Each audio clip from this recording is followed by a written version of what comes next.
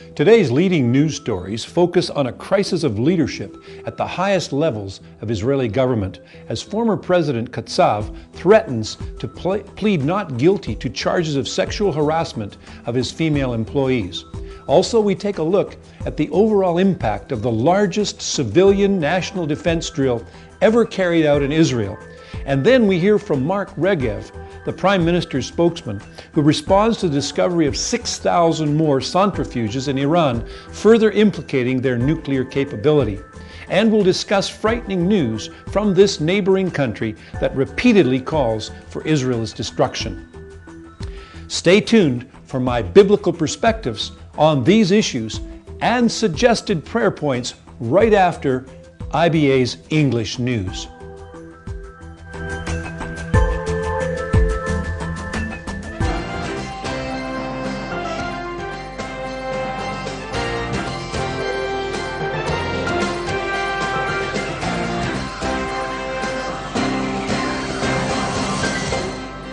Good evening and welcome to IBA News, broadcasting from Jerusalem. In our top story, Israel's 8th President Moshe Katsav shocked the entire country today when he reneged on the plea bargain deal he signed almost a year ago. IBA's Leah Zinder has the story. Camera crews from Israel and around the world packed Jerusalem's magistrates' court this afternoon to witness the sorry and unprecedented spectacle of a former president of Israel appearing as a defendant to answer charges of sexual harassment and obstruction of justice. But the story soon turned chaotic and then farcical as reporters pursued Katsav's black Volvo around the parking lot for 25 minutes, unable to understand why the former president did not enter the courtroom punctually at 2 o'clock as required. The reason soon became evident. Katsav's attorneys, led by Zion Amir and Avigdor Feldman, informed the court that Katsav has decided to renege on the plea bargain agreement in which he had agreed to admit to lesser sexual offences in return for assurances that he wouldn't go to jail. The High Court of Justice recently expressed its strong disapproval of the plea bargain, but had reluctantly allowed it to stand. After all that, Katsav's legal team waited until this afternoon to tell the court that the plea bargain no longer existed. Katsav, accompanied as always by his loyal wife Gila and other family members, told reporters, quote, "I want to fight for my innocence. I want to put an end to the persecution and fight for the truth." Defense attorney Avigdor Feldman said that his client had been unhappy about the plea bargain deal from the very first moment and had regretted signing it. Now the prosecution faces the tough decision of whether to indict the former president and on which of the charges. The Katsav affair, which so many Israelis would have liked to end and fade from memory, is definitely here to stay for months and even years to come.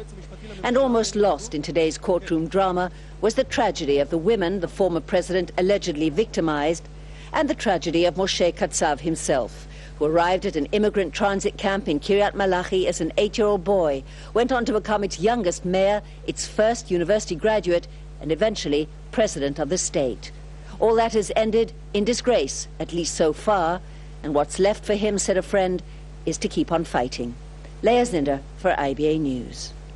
Foreign Minister Tzipi Livni is slated to travel to Qatar this Sunday for meetings with senior Arab officials. News of the visit, which was meant to be kept secret for security reasons, was confirmed by the Foreign Ministry in Jerusalem. This after it was divulged earlier by a Qatar-based Al Jazeera newspaper. Livni will reportedly attempt to promote a deal for the release of kidnapped IDF soldier Gilad Shalit and will work to strengthen the Gulf states' front against Iran's nuclear program. As part of her visit to Doha, Livni is expected to hold private talks with Arab foreign ministers attending a convention in the Qatari capital. Back home, and sirens wailed throughout the country this morning as part of the largest ever civilian defense drill. Meanwhile, 3 Palestinian-fired Qassam rockets exploded near Sderot, with no reports of injuries or damage. IBA's Leah Stern brings us more in this report. School children and government employees took cover and ran for shelter as air raid sirens went off across the country this morning. At 10 a.m., the National Home Front Command launched the largest civilian defense drill in the country's history. The siren wailed for 90 seconds. Due to the situation in the south, the alarm did not go off in Sderot, Ashkelon, and Gaza border communities. Many Tel Aviv and Jerusalem residents complained that they were unable to hear the sirens. In response, Deputy Defense Minister Matan Vilnai said that the authorities would learn from the weaknesses revealed by the drill. In addition to seeking shelter, the Homefront Command set up different emergency scenarios for local authority workers. The drills included rescuing survivors from buildings hit by missiles, pseudo-nuclear attacks, and the explosion of a rocket at the Knesset. The Homefront Command tested its new TV studio in Ramles with a live broadcast on Channel 33, relaying instructions to the public on proper emergency procedures. Security sources in Beirut allege that as part of the exercise, Israel was disrupting the phone network in Lebanon.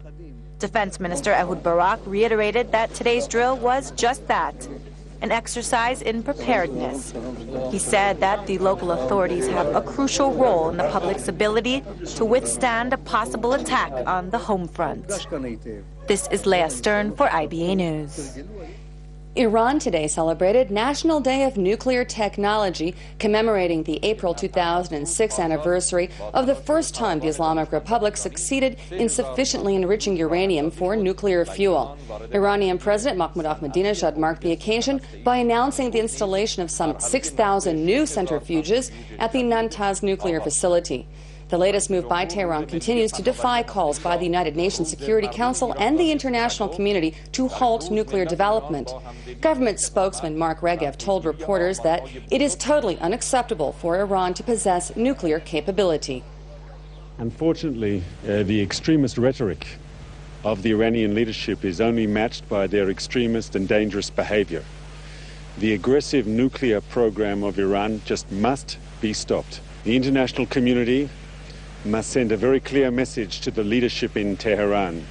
That leadership must understand that the international community sees the Iranian nuclear program as completely unacceptable. U.S. President George W. Bush plans to hold a summit with Israeli and Arab leaders in Egypt next month. That, according to Marit's MK, Yossi Beilin. Speaking at the Geneva Convention headquarters, Beilin said that the American government hopes the summit will bring Israel and the Palestinian Authority closer to reaching a permanent agreement on the core issues. According to Beilin, the summit would be held in the Egyptian resort town of Sharm el-Sheikh as a follow-up to last November's peace conference in Annapolis.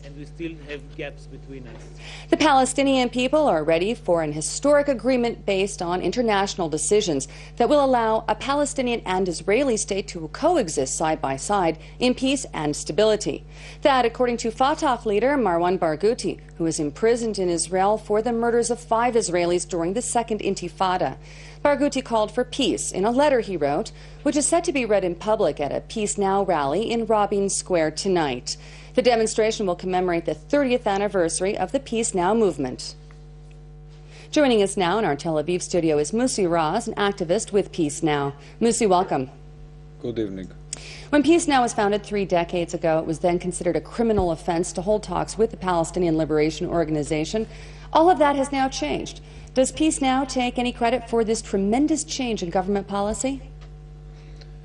Yes, I believe at least part of the credit is for Peace Now, but the credit is not important at all.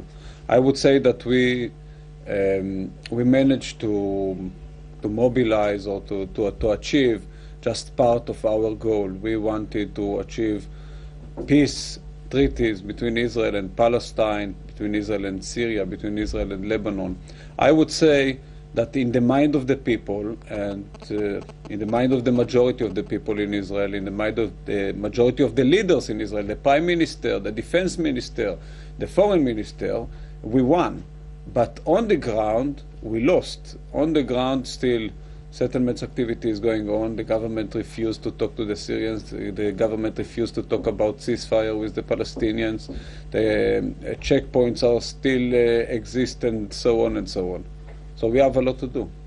Well, Musi, I wanted to ask you about the settlements. That is the one thing we continue to hear Peace Now, the activism, and you're out there, you're making noise. Why this one issue? Why is that so important to you? Of course, this is the most important issue. I'll tell you why. Because this is an irreversible issue.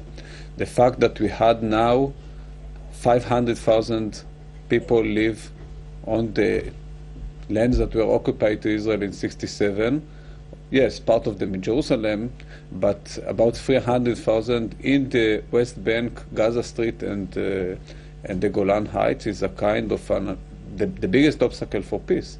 Even, I'm sorry to say that, even more than the violence in both sides, because it's easier to stop the violence than to evacuate 300,000 people. Well, with the exception of the settlements, we just don't hear as much about peace now as we once did in the 70s and the 80s. Is that at least partially due to what your organization feels is at least partial government of implementation of your policies? Yes. I think the answer is yes. But again, the most important question is how peace now, and how the majority of the public opinion in Israel, and how the government of Israel, I think that we should compromise with the Palestinians. We should achieve a Palestinian state. We should negotiate with the Syrians and achieve a peace agreement with the Syrians. And everybody knows the price, and everybody knows that it's possible. How we make this belief of the majority now, it is not minority anymore, how we make it the reality. Moshe Raz of Peace Now, thank you for joining us this evening. You're welcome. In other news, ahead of Independence Day and the country's 60th anniversary, President Shimon Peres today hosted ambassadors from the European Union member states. The president told his guests that the peace process with the Palestinians has ground to a halt due to the division amongst the Palestinians. He said that the road to a settlement is still long and arduous. Concerning Damascus, Peres said that Syrian President Bashar al-Assad must decide whether he is interested in peace or he belongs to the Iran-Hezbollah camp. Peres said that one cannot expect Israel to give up the Golan Heights if there is a chance it will fall under the control of Tehran. This was the president's first meeting with the European Ambassadors Forum. Well, former Supreme Court President Aaron Barak today broke a long media silence and lashed out at planned judicial reforms by Justice Minister Daniel Friedman, saying that they will turn Israel into a third world country. Barak said the battle over the future of the Israeli justice system is being waged in three arenas: the independence of the judiciary, the selection of judges, and the authority of the court. If Friedman's initiatives advance, Barak warned, there will be a drastic change in the status of the Supreme Court to guarantee civil rights in Israel and guard the rule of law. He also said that court appointments will likely become political and that the court will be limited in its ability to guarantee ethics and civil rights. And returning now to today's top story, former President Katsav canceling a plea bargain over sex crime charges, saying he'd prefer to go to trial and clear his name. Joining us now in the studio is former cabinet minister and law professor Shimon Shitrit of Hebrew University in Jerusalem. Professor Shitrit, nobody expected this latest move. What do you think motivated Katsav? I think it's both rational and emotional. Rational because his lawyers told him that the state attorney lawyers refused to disclose all the investigation material that is relevant for this next stage, that is whether there is a moral turpitude to his behavior, which will impact his entitlements to certain privileges that he is now entitled to, and therefore viewing the next stage, they decided that they don't accept the refusal of the state attorney lawyers.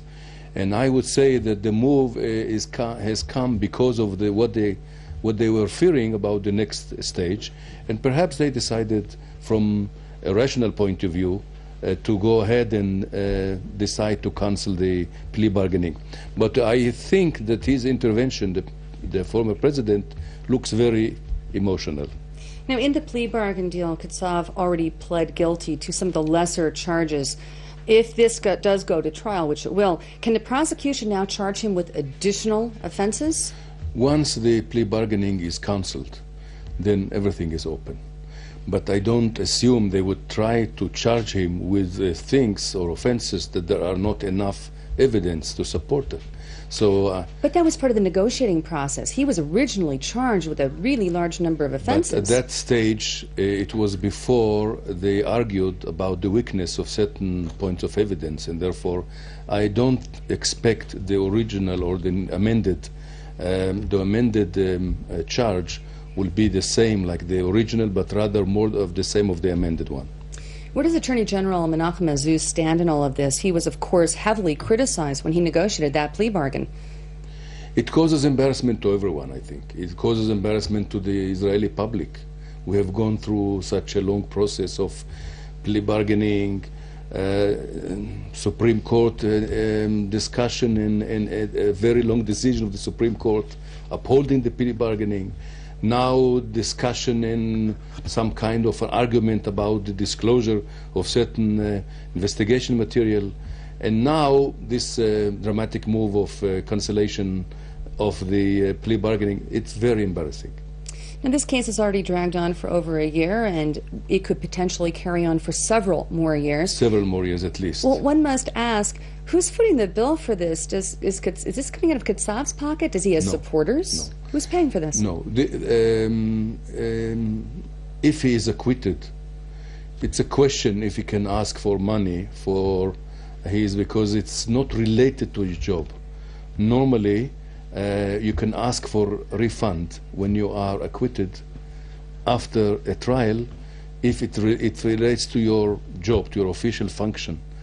Meddling with the employees on sexual matters is not part of the job of a president or of a prime minister or of a minister. Professor Shetreat, as always, thank you for joining us this evening. Thank you very much. Thank you.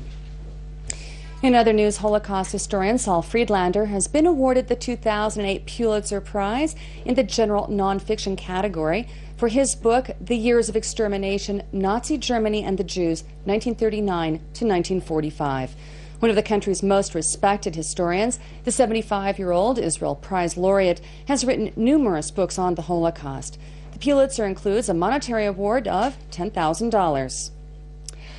A Hamas official today warned that Gazans will storm into Egypt and Israel if Jerusalem and Cairo do not lift their embargo of the territory. Hamas said Palestinians in Gaza can no longer bear to be subjected to shortages of food, power, and substandard health care. In January, Palestinians breached the Rafah border with Egypt. We are not looking for an agreement. Those were the tough words of U.S. Assistant Secretary of State Christopher Hill ahead of today's meeting in Singapore with North Korean Vice Foreign Minister Kim Kye-gwan. The top American nuclear negotiator told reporters that time is running short on stalled nuclear disarmament talks with Pyongyang, and that Washington wants clarification on several of the issues stemming from North Korea's missed December deadline to fully disclose details of its nuclear development program. North Korea maintains that it met its obligation last November, but that the U.S. suspects Pyongyang of concealing a secret uranium enrichment program. Six-nation talks negotiated an agreement with North Korea last year, providing aid in return for complete nuclear disarmament. Anti-China protests in San Francisco today, even before the next relay of the Olympic torch tomorrow. This as global demonstrations continue against China's human rights record and the rule of Tibet. Meanwhile, conflicting reaction in China today to this week's chaos during the previous London and Paris torch relays. While Beijing refuses to cancel the event, officials of the International Olympic Committee said that future relays will be discussed. Chinese officials condemned the international protests as despicable. A Chinese Foreign Ministry spokeswoman placed blame on Tibet's spiritual leader, the Dalai Lama, saying that, quote, his peaceful and nonviolent image is totally a lie to deceive people all over the world. Ahead of the Passover holiday, dozens of nonprofit organizations continue drives to collect and distribute food to the needy. One of these charity organizations is Chasdei Yosef, which distributes over 20,000 Passover holiday food packages to impoverished families, victims of terror, and the homeless. Joining us now is Leah Fogel of Chasdei Yosef. Ms. Fogel, welcome. Hi.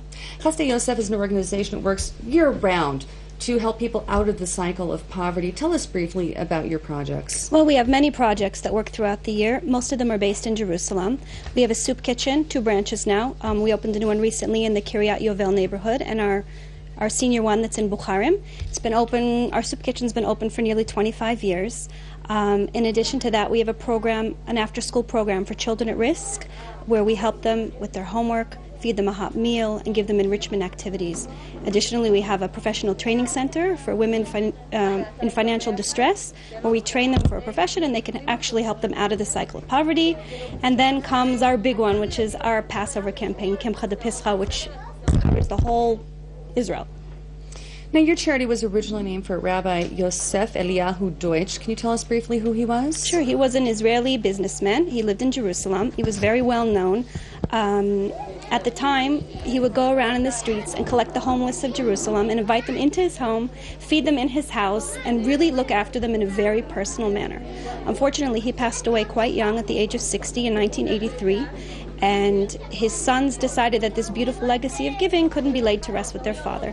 So they founded Chasdei Yosef in his memory, and we've been growing and trying to help the impoverished of Jerusalem ever since. How do so many needy families make it through Passover? It is a problem. Even average families find Passover a very difficult holiday. They can be doing great all year round, and comes Passover, the expenses are very high, the food is very costly, and it's very difficult. So they turn to help. There's many organizations that help in different ways, and we try to do our part as well. We're almost out of time, but I must ask you, it's very difficult for some people to accept help from others. It's a very humbling experience. What can you do to help preserve their dignity? Well, in the past, we used to have, the original Kimcha de Pescha was food given out in big boxes, and people used to queue up and wait online to have their name called and pick up their package. And then we decided that's not really the way to do it, to have the needy people showing their faces out in the street. So then we had a central point where people would take the boxes and have it delivered directly to people's homes. And this year we've gone an extra step, and all the people will be receiving vouchers by registered mail directly to their home. Each voucher will have their name, their Tudat Zehut number, and they're redeemable in stores all over. Leah Vogel, Chasdei Yosef, thank you for coming in. Good luck with your mission, and it's a bit early, but Chag Pesach Sameach. You too. Thank you very much. Turning to financial news, share prices dropped on the Tel Aviv Stock Exchange today, while the shekel strengthened against all major foreign currencies. Here's a look at the closing numbers.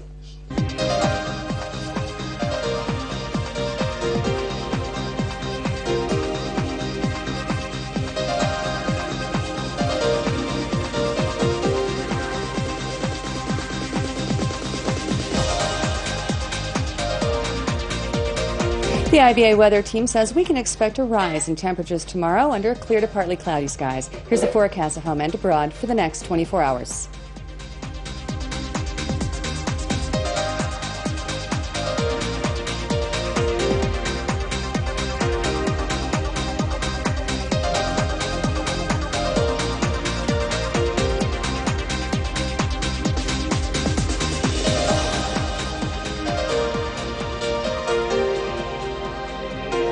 And that brings us to the end of this evening's broadcast. Please join us again tomorrow at 5 p.m. when Laura Cornfield will be here to bring you the latest news and analysis from Israel and abroad.